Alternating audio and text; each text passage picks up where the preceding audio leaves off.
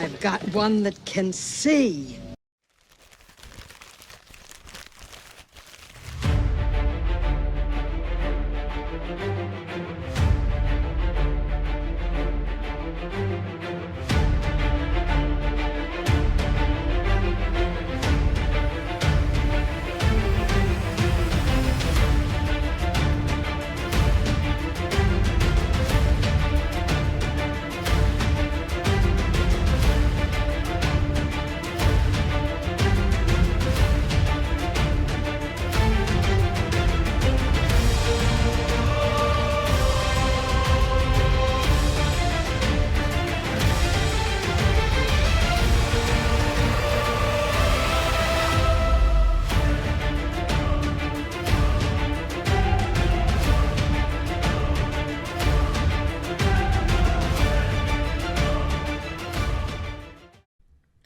Welcome to the 6th Annual Super Bowl Occult Secrets Edition. Today we will be investigating Super Bowl 52 occult analysis of the halftime show with Justin Timberlake. I'm your host, Michael Arevna, and if you are a regular here, thanks for the continued interest and the support. And if you are new, get yourself a snack and something cool to drink and prepare to be dazzled. I have been predicting the occult elements of the Super Bowl halftime show since 2012, and I have a 100% success rate. Nobody else in the world is doing this, and I am telling you which god or goddess is being channeled by the entertainers as a prediction. And in some cases a month before the game, but now I do it the day before the game. I also tell you the planets that are the target of this magical correspondence, and in some cases, the magical order the spell is from. This analysis will be unlike any other you've heard, and I will show you there is an occult magical correspondence ritual happening that is built right into the performance. On January 15, 2018, I wrote a post titled NFC and AFC Championship Prediction for the Saturn Bowl, Super Bowl 52. I called Super Bowl 52 the Saturn Bowl after reviewing the star charts and sensing what planet the spell would quite opportunistically key on. I suspected Saturn would be the focus, and I wondered if there could be predictive capability on which teams would make it to the Super Bowl based on the alignment. I chose the teams with the color alchemy of Saturn, and I went with the Vikings and the Jags. The Vikings purple, gold, white, and the Jags are black, gold, and raid blue, which are all matches for the color alchemy for Saturn. Obviously, I was wrong about that, and I realized predictive capability is very difficult because the occult handlers will still figure out a way to get the elements into the halftime performance, and I'll show you that later on. You just will not realize what you were seeing when you see it, but it's actually there and you're just not aware of it. There was also a troubling position for Saturn that I noticed because it sat in Sagittarius constellation, and this is a war-torn positioning. The American Revolutionary War, the Native American War, the War of 1812, and Desert Storm all launched while Saturn sat in Sagittarius. If you're a regular on the site, you've heard of the Silver and the Golden Gate in heaven, and this is where Saturn was also sitting. This part of space is between Sagittarius and Scorpio, and the ancients witnessed celestial beings entering heaven there. It's known as the entrance to the heavens, and the Silver Gate is known as the exit to the heavens. And the Silver Gate is between Gemini and Taurus, and it's aligned over the Super Bowl every year. There was also the fact Saturn was the only planet sitting in the Ouroboros, which is also known as the galactic rift. So I keyed on Saturn. Now that I've given you some background on why I was on the trail of the ringed planet Saturn, I will read the prediction that I posted on February 3rd, 2018, where it was posted to revelationnow.net, Twitter, and Facebook. So here we go. Super Bowl 52 is tomorrow, and this is the 6th year of reverse engineering the occult motifs that pepper the stage and artist. The question is, why are there elements from magic spell books like the Book of Shadows and the Golden Order of the Hermetic Dawn incorporated into the performances? There is also a storied ancient constellation known as the Silver Gate, located between Gemini and Taurus, and where ancient testimony stated celestial beings would exit. And it was aligned with the meridian of the stadium during the performance. Authentic magic spells are usually predicated on specific celestial alignments and manipulate human behavior in celestial energies. Finally, most, if not all, of the artists performing have music video histories, which include symbols that relate to witchcraft and symbols to control the elements. Justin Timberlake is no different and is the next Super Bowl halftime entertainer to bring it with them to the stage. I will say this is the most difficult prediction to read. Also, the press has yet to announce all of the performers for the halftime show, which hinders the analysis. Since the New England Patriots returned to Super Bowl 52, it is certainly less work for me. They are wearing their white jerseys and they will resonate with the moon like they did last year, and they were my predictive pick based on evidence pointing to the moon, especially since Lady Gaga was connected to the moon goddess Hecate.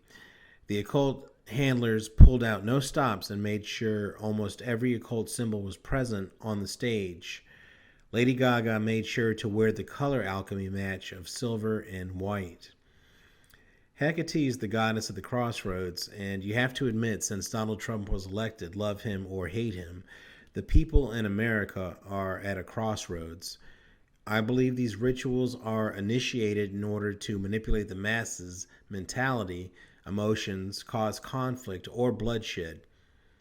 Is it possible to harness energy from a planet? Well, the Golden Dawn of the Hermetic Order certainly says it is. This magical order is an organization devoted to the study and practice of the occult metaphysics and paranormal activities. Like anything, intentions drive the fruit. What exactly is the explanation for shaping the stage like the cross used by the Golden Order of the Hermetic Dawn? That cross is used to evoke the elements and planetary influence. When Coldplay, Bruno Mars, and Beyonce performed on it, mind you, the most common purposes of magic are energy work, divination, and consciousness. I often wonder if somewhere underneath the stadium another occult ritual is being performed, very similar to this article, The Cabin in the Woods, a movie celebrating the elite's ritual sacrifices. Even the artists are connected by birth to the planets. The occult ritual is targeting. It is imperative you read the post titled Pluto's Heart, Smoking Gun of Hollywood's Hancock Ancient Cosmic Ritual. You will see so many coincidences you will be unable to refute that something else must be happening. Justin Timberlake is the headliner / magician for Super Bowl 52 halftime show, and he has a god he resonates with as well. Lady Gaga had Hecate. I believe Justin Timberlake has the god Sylvanus. This is why all of a sudden in his career he's turned to country, because timing's everything.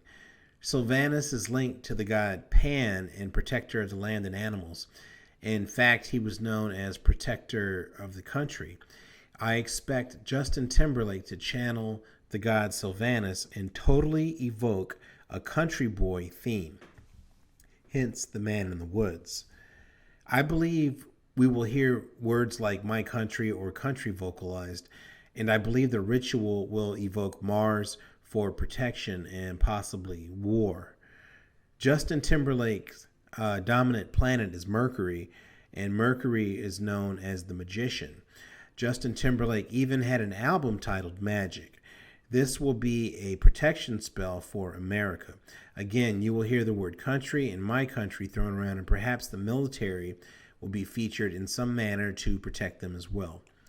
Last year was the Crossroads spell, and now the Elite will cast a protection spell. We can expect an earthly theme to resonate with Sylvanus. We should certainly see trees and maybe animals.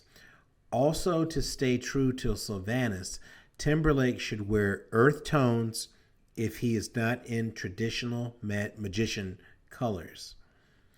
Super Bowl 52 has two teams with symbolic motifs related to America. The Patriots are the militia and the Eagles represent the entire country.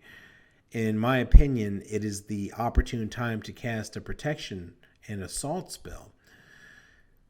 We will have to reverse engineer the halftime show to see if this is the case.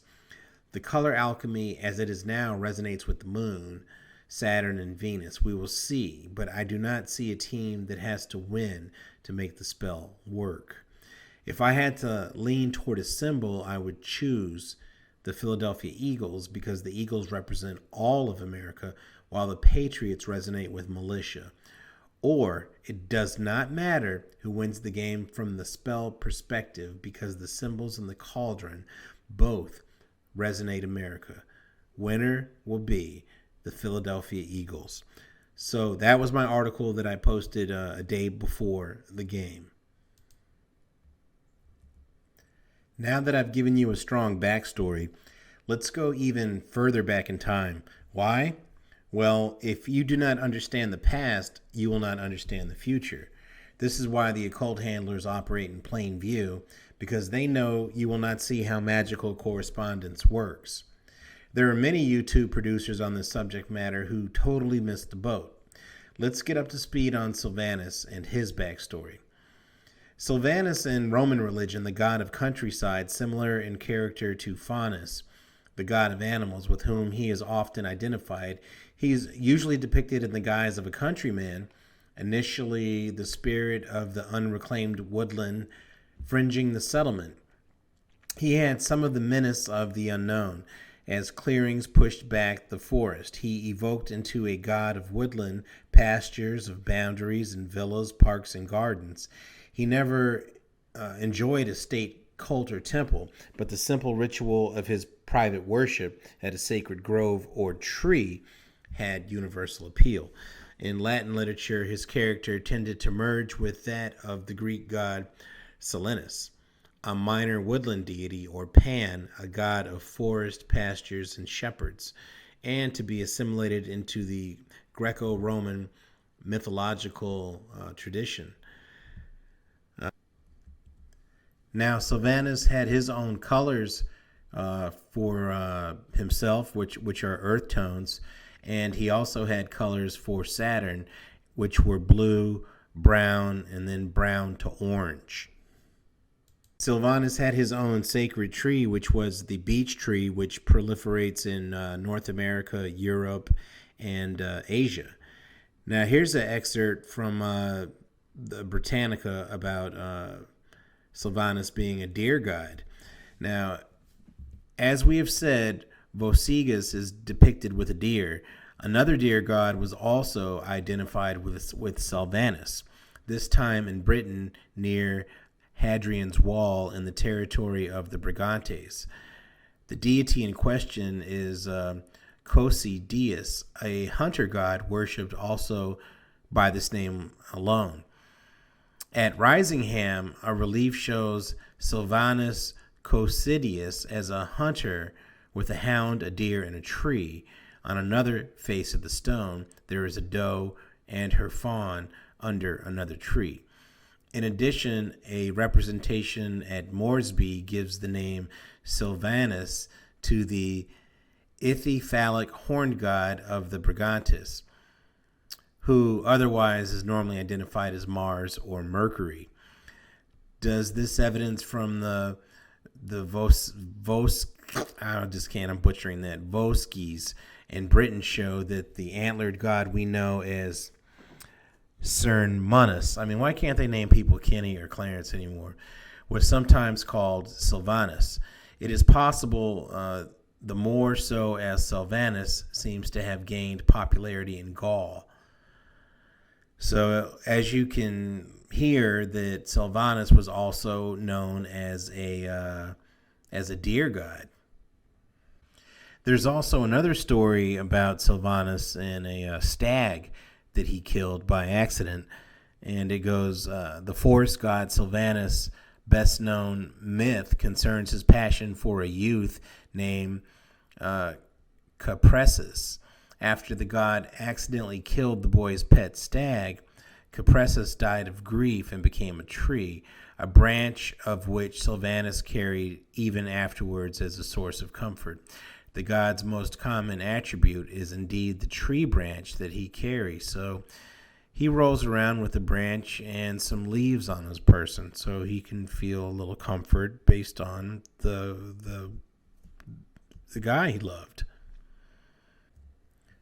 Okay, so now that you have a point of reference for Sylvanus, I ask that you remember what you saw about Sylvanus, and now we can move on to Timberlake's performance, which was an ode to Sylvanus, from his clothing to colors and more. So let's jump in.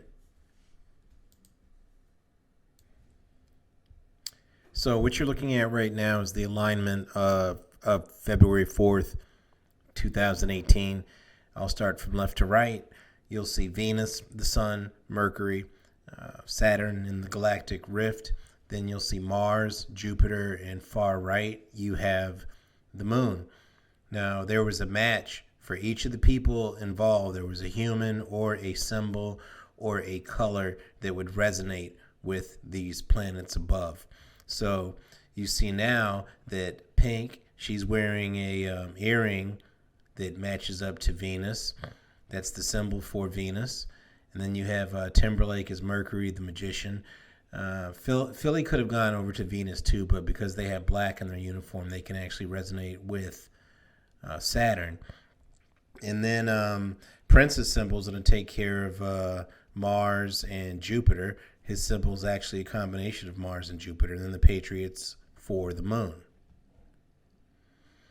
So when Timberlake comes out, look, right there, the lights, they're all hexagons. And on the North Pole of Saturn, there's a hexagon. Then you see these lights. These are hexagons too. And the format of them is very similar to a statue that you saw earlier with Sylvanus. So can't make this stuff up. Stuff is just matching. So they are resonating with Sylvanus and they're resonating with Saturn.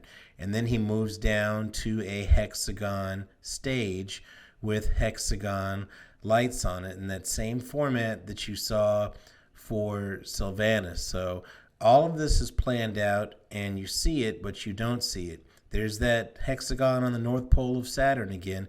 Cassini, the satellite, picked that up a long, long time ago. And it's been the talk of the internet for some time now. These are the monitors. Eventually they start showing the triangles, and they started spinning. Upside is fire, down is for water. And then when they started spinning it, I saw chaos, bad weather coming. So I thought this was a spell to initiate bad weather as well. So the next clip is going to show the elements in motion.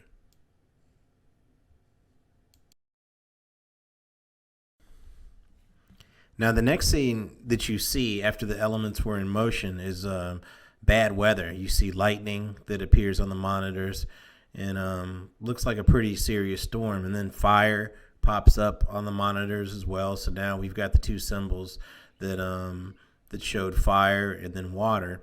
And then we see the trees again, which are associated with Sylvanus, and they look like the beech trees. So that's right in our face, and another connection to Sylvanus.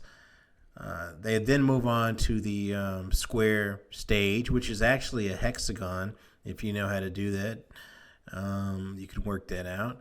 And then there's the stage, the circle within a circle for the magician as well. And then you see that's when they put the Prince symbol out there. So then Mars and Jupiter were activated at that time.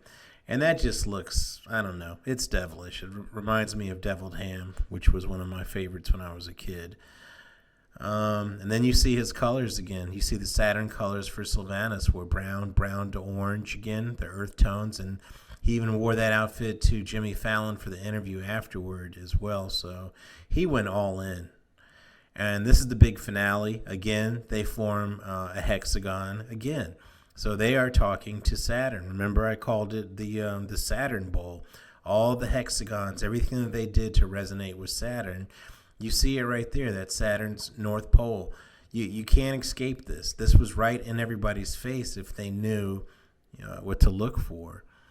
So it's all there for us. And finally, I'm going to close with the deer. That Timberlake was actually wearing deer on his chest, and you can't make this up. I mean, he went all in on Sylvanus. He should have changed his name to Justin Sylvanus for the night.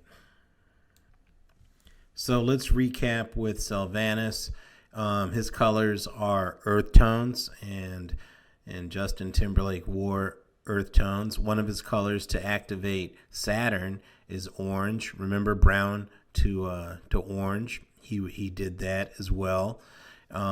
He's got leaves in that orange bandana, which I think are probably shaped just like the beech tree leaves.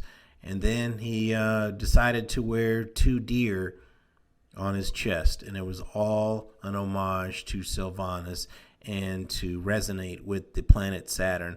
All the planets were actually resonated with that they needed, but this is how magical correspondence works. This is what that magic is all about, and they were able to harness the energy of the planets and perhaps even store it and release it at a later time, because they had over 100 million people viewing the Super Bowl. That's a lot of energy to get your hands on, a lot of emotional energy. So none of this is an accident, and that's really it. I mean, I hope I've showed you that that there is magical correspondence going on, and this is real, and it's in your face. You're not educated enough with the past, because none of us really are. If you don't independently research this stuff, you're just not going to pick it up, because it wasn't offered in the national education system, and you'd have to go to college and actually specialize in this type of history. So magic is real, and they're doing this for a reason. They're calling on forces that are there that they can tap into, that they know how, because these folks have been recruited. And they might just be recruited through ignorance and just being told what to do, or they know what's going on and they're being highly rewarded for it. But this is manipulation of the masses at best that was at play here, and we can't escape it. You're looking at Sylvanus, an ancient deity that was worshipped as the country god. And look at Justin Timberlake. Every element of Sylvanus was represented in this Super Bowl halftime performance. So that's all I have to say on this, folks. I want to thank you for taking the time to watch the video. I know it was kind of long and I had to put a lot of information in there, but it's worth it, and I hope you come back for more. Thank you.